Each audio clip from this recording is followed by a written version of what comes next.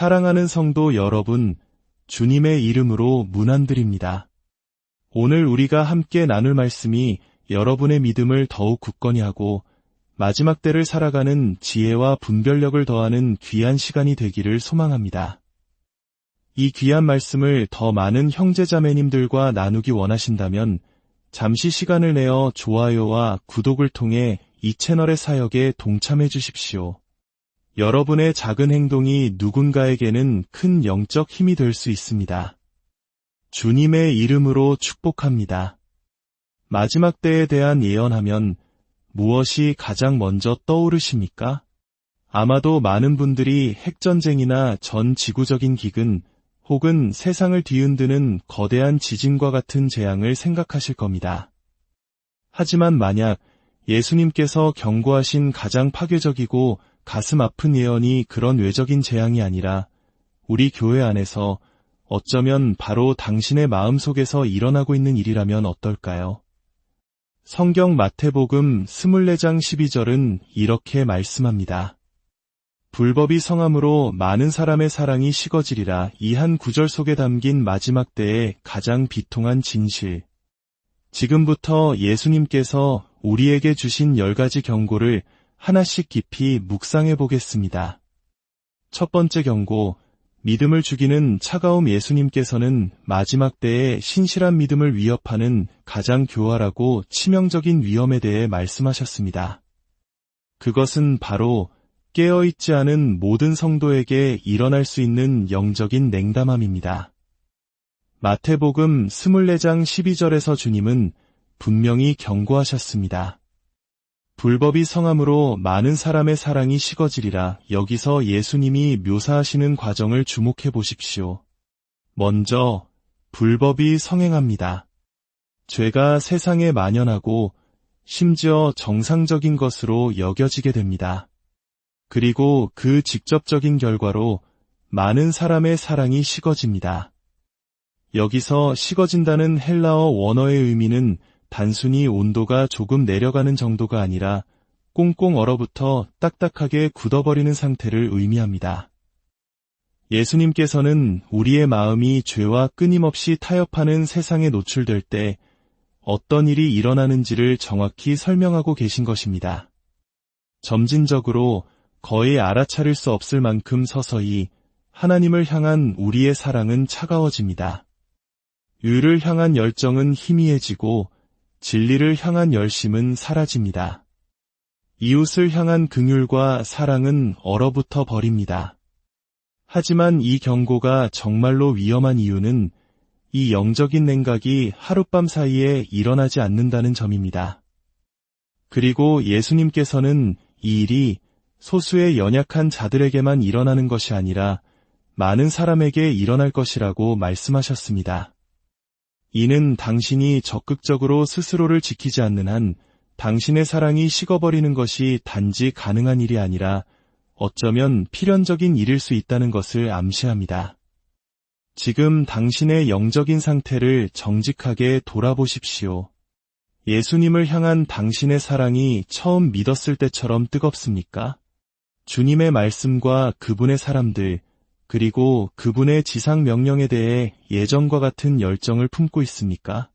아니면 죄로 가득한 세상에 계속 노출되면서 당신도 모르는 사이에 마음이 서서히 얼어붙고 있지는 않습니까? 요한계시록 2장 4절에서 주님께서 에베소 교회에게 하신 말씀을 들어보십시오. 그러나 너를 책망할 것이 있나니 너의 처음 사랑을 버렸느니라. 그들은 믿음을 완전히 저버린 것이 아니었습니다. 하지만 그들은 처음 사랑을 잃어버렸습니다. 그들의 마음이 차갑게 식어버렸던 것입니다. 두 번째 경고, 내부에서 오는 속임수이제 모든 성도들이 충격적으로 받아들여야 할 경고입니다. 예수님께서 마지막 때에 당신의 제자들에게 가장 큰 위협이 될 것이라고 여기셨던 것이 무엇인지 드러나기 때문입니다. 주님의 첫 번째 경고는 전쟁이나 기근, 자연재해에 대한 것이 아니었습니다. 그것은 바로 하나님을 대변한다고 주장하는 사람들로부터 오는 속임수였습니다. 마태복음 24장 11절에서 예수님은 경고하셨습니다. 거짓 선지자가 많이 일어나 많은 사람을 미혹하겠으며 여기서 중요한 사실을 주목하십시오. 예수님은 몇몇 거짓 선지자가 나타날 것이라고 말씀하지 않으셨습니다. 많이 일어날 것이며 많은 사람을 미혹할 것이라고 하셨습니다. 이것은 기독교의 변두리에서 일어나는 작은 문제가 아닙니다. 이것은 스스로 하나님을 따르고 있다고 생각하는 수많은 사람들에게 영향을 미치는 광범위한 속임수에 대한 경고입니다. 이 경고를 더욱 오싹하게 만드는 것은 이 거짓 선지자들이 명백히 이단적인 종교에서 나타나지 않는다는 점입니다. 그들은 기독교 내부에서 일어납니다.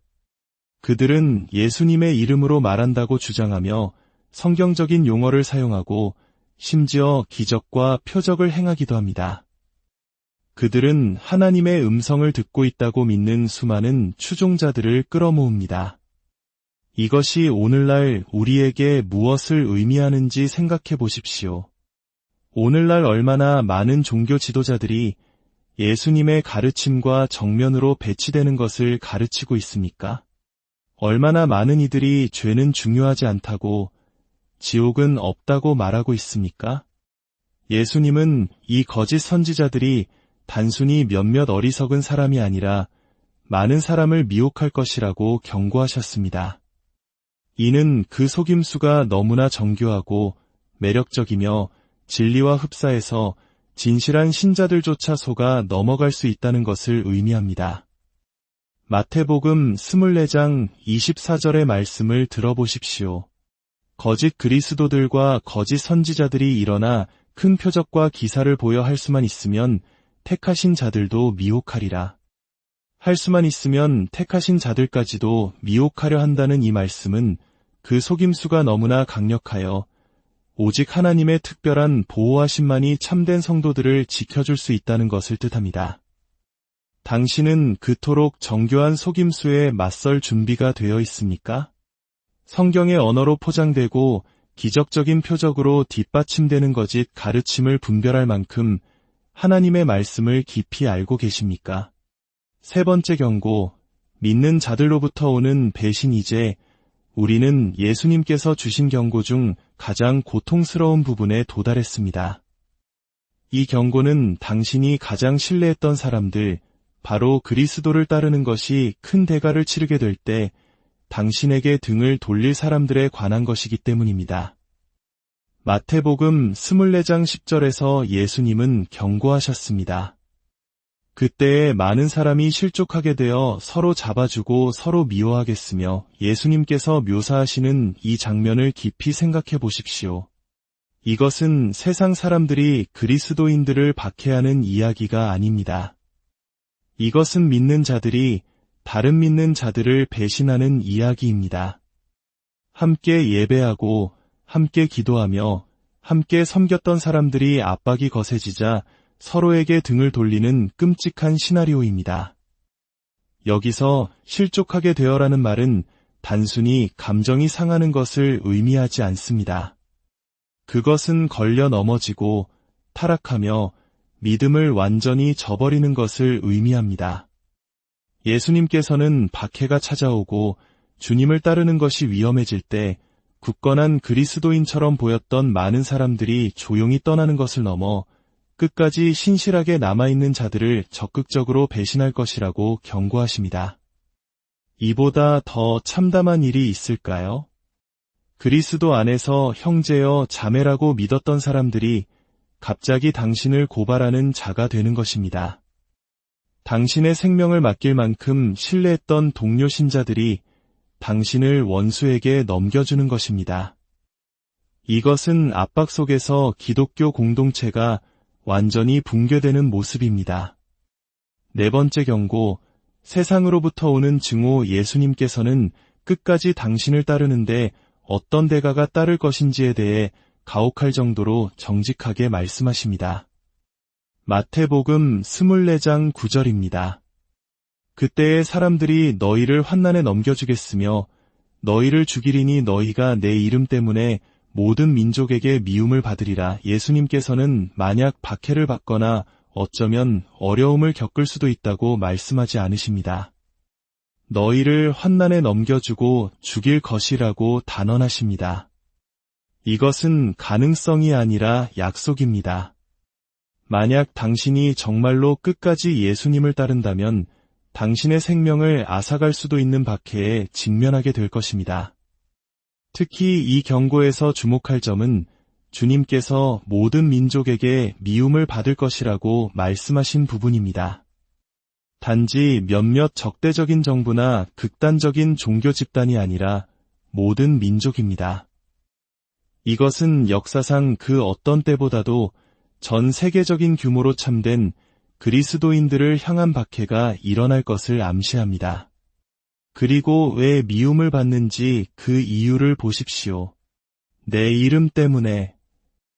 당신의 정치적 견해나 문화적 입장, 혹은 당신의 성격이나 방식 때문이 아닙니다. 당신은 오직 예수 그리스도께 속해 있으며 그분의 진리와 타협하기를 거부한다는 이유만으로 미움을 받게 될 것입니다. 이는 요한복음 15장 18대 19절의 말씀과 직접적으로 연결됩니다. 세상이 너희를 미워하면 너희보다 먼저 나를 미워한 줄을 알라. 너희가 세상에 속하였으면 세상이 자기의 것을 사랑할 것이나 너희는 세상에 속한 자가 아니요 도리어 내가 너희를 세상에서 택하였기 때문에 세상이 너희를 미워하느니라. 그리스도인에 대한 세상의 증오는 무작위적이거나 비이성적인 것이 아닙니다. 그것은 영적인 것입니다. 어둠의 왕국이 빛의 왕국을 향해 보내는 초자연적인 증오입니다. 그리고 예수님께서는 당신이 재림하시기 전에 이 증오가 전례 없는 수준으로 격화될 것이라고 경고하십니다. 이 경고는 우리에게 한 가지 질문을 던집니다. 만약 당신이 세상으로부터 어떤 적대감도 경험하지 않고 있다면, 당신의 기독교 신앙이 믿지 않는 사람들에게 완전히 받아들여지고 있다면, 예수님을 위해 서는 것이 아무런 대가도 요구하지 않는다면, 과연 당신은 십자가에 못 박히신 바로 그 예수님을 따르고 있는 것일까요? 5번째 경고, 모든 것을 시작하는 속임수이제 우리는 예수님께서 모든 마지막 때의 속임수의 뿌리라고 지목하신 경고에 이릅니다. 이것은 너무나 중요해서 제자들이 주님의 재림의 징조에 대해 물었을 때 가장 먼저 하신 경고였습니다. 마태복음 24장 4절에서 예수님은 말씀하셨습니다. 너희가 사람의 미혹을 받지 않도록 주의하라. 이것은 가벼운 제안이 아니었습니다. 미래를 명확히 보시는 하나님의 아들로부터 온 긴급한 명령이었습니다. 주의하라, 즉 집중하고 경계하며 방심하지 말라는 뜻입니다. 왜냐하면 속임수야말로 마지막 때의 성도들을 대적하는 주된 무기가 될 것이기 때문입니다. 예수님은 단순히 일반적인 속임수에 대해 경고하지 않으시고 사람에게 속지 말라고 구체적으로 경고하십니다. 당신의 믿음에 대한 가장 큰 위협은 명백히 악한 곳에서 오지 않을 것입니다. 그것은 신뢰할 만하고 박식하며 영적으로 보이는 설득력 있는 사람들을 통해 올 것입니다. 오늘날 우리는 모든 사람이 진리를 가졌다고 주장하는 정보 과잉의 시대에 살고 있습니다. 종교 지도자, 정치인, 소셜미디어 인플루언서, 문화평론가 모두가 당신에게 필요한 해답을 가지고 있다고 주장합니다. 누구를 신뢰해야 할까요? 신뢰할 만한 출처에서 오는 속임수를 어떻게 식별할 수 있을까요?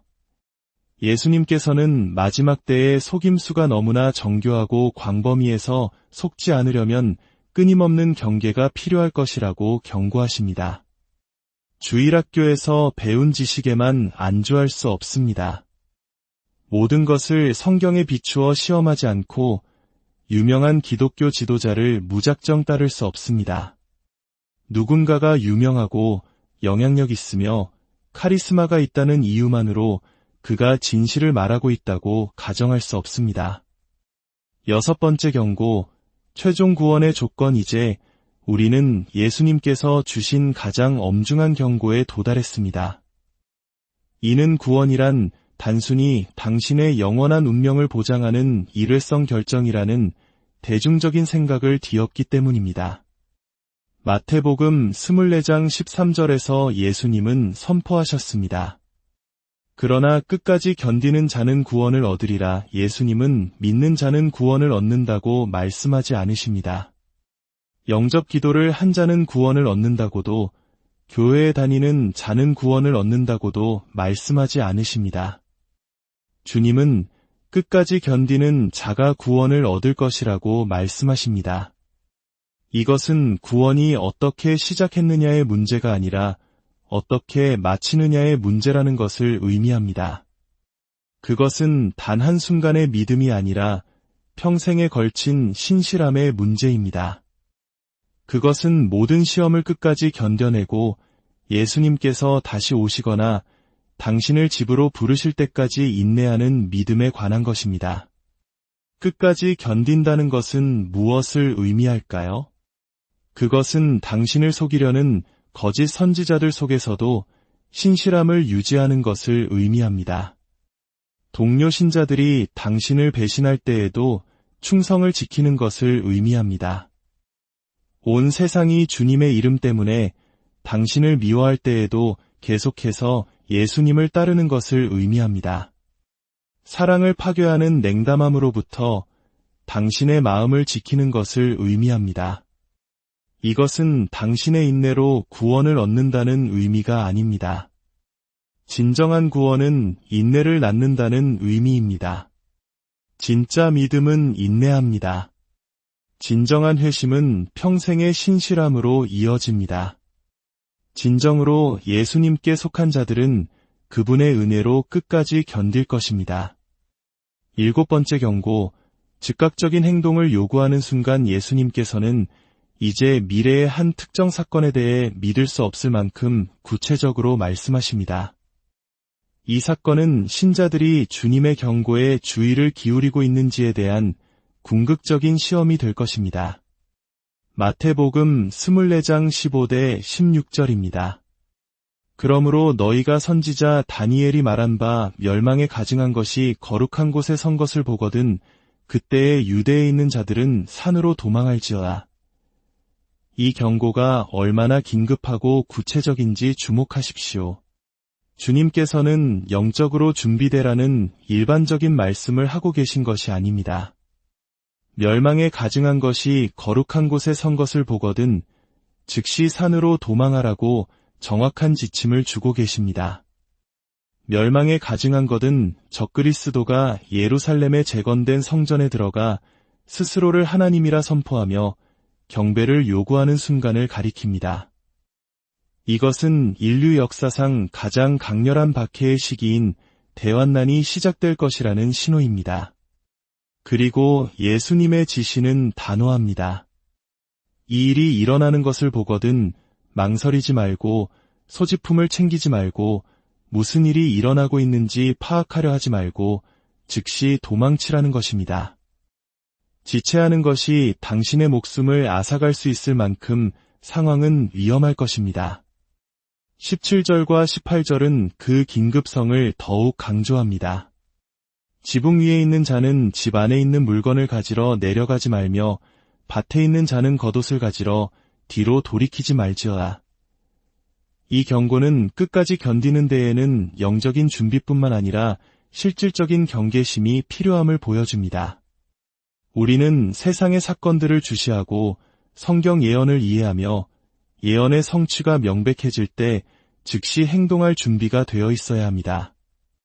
8번째 경고, 진짜가 오기 전에 가짜들. 이제 예수님께서는 환난기를 살아갈 성도들에게 절대적으로 중요한 경고를 주십니다. 이는 적그리스도가 권력을 잡는 과정에서 동반될 거대한 속임수 캠페인에 관한 것이기 때문입니다. 마태복음 24장 23절입니다. 그때에 사람이 너희에게 말하되 보라, 그리스도가 여기 있다, 혹은 저기 있다 하여도 믿지 말라. 이 경고의 맥락을 생각해 보십시오. 극심한 혼란과 박해 속에서 사람들은 구원자를, 고통을 끝내고 평화를 가져다 줄 누군가를 간절히 원하게 될 것입니다. 바로 그때 가짜들이 나타날 것입니다. 거짓 메시아들이 재림한 그리스도라고 주장할 것입니다. 예수님의 지시는 절대적입니다. 믿지 말라. 그 주장이 아무리 설득력 있고 그 표적이 아무리 화려하며 당신이 구원을 아무리 간절히 원하더라도 그들을 진짜 그리스도라고 믿지 마십시오. 왜냐하면 예수님께서는 당신의 진정한 재림이 어떻게 일어날지 정확히 알려주셨기 때문입니다. 27절을 보십시오. 번개가 동편에서 나서 서편까지 번쩍임같이 인자의 임함도 그러하리라. 예수님께서 정말로 다시 오실 때 그것은 비밀스럽거나 특정 지역에 국한되지 않을 것입니다. 누군가 당신에게 알려줄 필요도 없을 것입니다. 그것은 하늘 전체를 비추는 번개처럼 명백할 것입니다. 9번째 경고, 심판에 눈멀게 하는 평범함. 예수님께서는 마지막 때가 명백히 종말론적인 모습일 것이라고 생각하는 모든 사람을 두렵게 할 경고를 주십니다. 주님은 심판의 순간 직전까지 세상이 완전히 평범해 보일 것이라고 묘사하셨기 때문입니다. 마태복음 24장 37절입니다. 노아의 때와 같이 인자의 임함도 그러하리라. 노아의 때는 어떠했습니까? 38절과 39절에서 예수님은 설명하십니다. 홍수전에 노아가 방주에 들어가던 날까지 사람들이 먹고 마시고 장가 들고 시집가고 있으면서 홍수가 나서 그들을 다 멸하기까지 깨닫지 못하였으니 인자의 임함도 이와 같으리라. 사람들은 심판의 순간 직전까지 완전히 평범한 삶을 살고 있었습니다. 먹고 마시고 결혼하는 것 모두 지극히 정상적인 활동이었습니다. 그들이 알지 못했던 것이 아니라 알려고 하지 않았던 것입니다. 그들은 경고를 무시했고 징조를 외면했으며 아무것도 변하지 않을 것처럼 계속 살았습니다. 예수님은 당신의 재림이 정확히 똑같은 상황에서 세상을 덮칠 것이라고 경고하십니다. 사람들은 평범한 일상을 보내고 세상적인 목표를 추구하며 다가오는 심판에 대한 경고를 종교적 극단주의나 음모론으로 치부할 것입니다. 그리고 갑자기 경고 없이 심판이 임할 것입니다. 이 경고는 믿지 않는 자들뿐만 아니라 우리 믿는 자들에게도 해당됩니다. 오늘날 얼마나 많은 그리스도인들이 마치 예수님께서 수백 년 동안 돌아오지 않으실 것처럼 살고 있습니까? 얼마나 많은 이들이 영원한 실제보다 세상의 계획에 더 집중하고 있습니까? 얼마나 많은 이들이 현재의 삶에 너무 안주한 나머지 주님의 재림을 기다리는 것을 멈추었습니까? 10번째 경고, 모든 것을 결정하는 준비됨. 이제 우리는 예수님께서 끝까지 견디는 것에 대해 가르쳐 오신 모든 것을 요약하는 정점의 경고에 도달했습니다.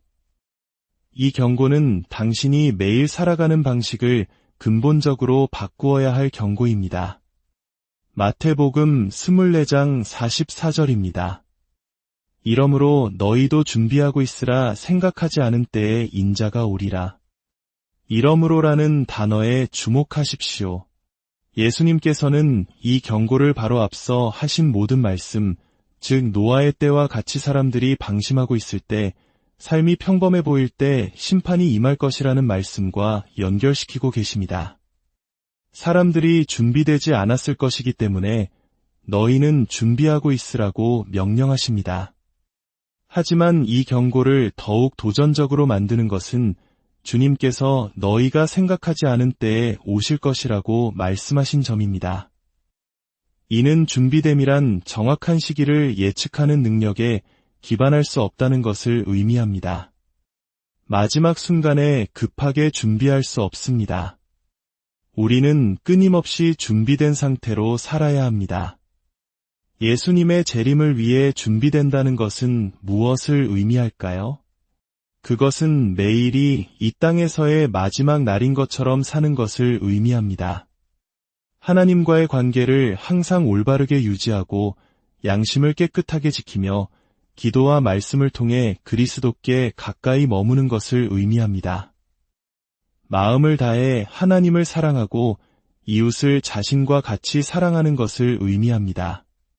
시간과 재능, 자원을 일시적인 쾌락이 아닌 영원한 목적을 위해 사용하는 것을 의미합니다. 그리고 가장 중요하게 준비된다는 것은 예수님께서 주신 모든 경고를 통과하며 끝까지 견디는 것을 의미합니다.